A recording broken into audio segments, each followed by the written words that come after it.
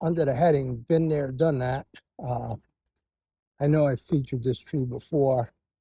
I don't know, when something's Goldie, as my dad would say, it's okay to talk about it a little more than one time. This is Acer campestre Carnival.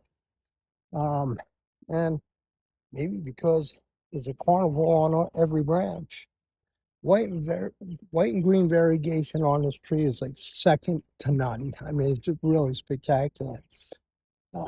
Probably 15 feet, maybe 20, with probably about a 12-foot spread. So it's a small tree, which should be featured prominently somewhere where you want to attract attention in the landscape, because when this thing pushes in the spring, it doesn't quit until it loses its foliage in the fall, which surprised me a bit on the fall color, because typically it's more yellow, which for a campestre is accurate. I just thought maybe with the variegation it might be different. Bear of a plant to find, meaning like I can only usually get 3, 4, 5 a year if I'm lucky. I don't know if it's propagation.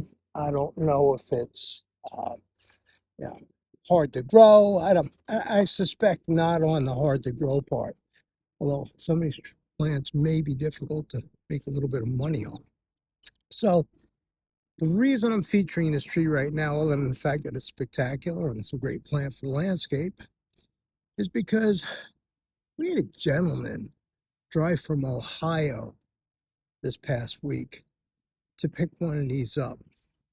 So shout out to this gentleman, shout out to the tree, and if it's worthy of that kind of ride to get one, if you live local, it certainly might be worthy for you to take a ride to take a gander at one of these in person.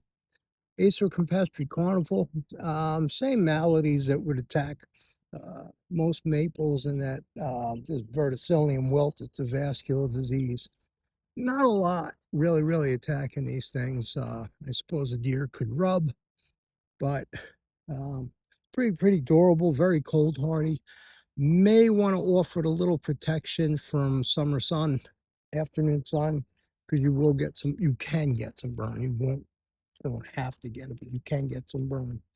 So Acer campestre Carnival, really good small space, featured plant. Again, any way you want the eye to go in the landscape, this might be a winner.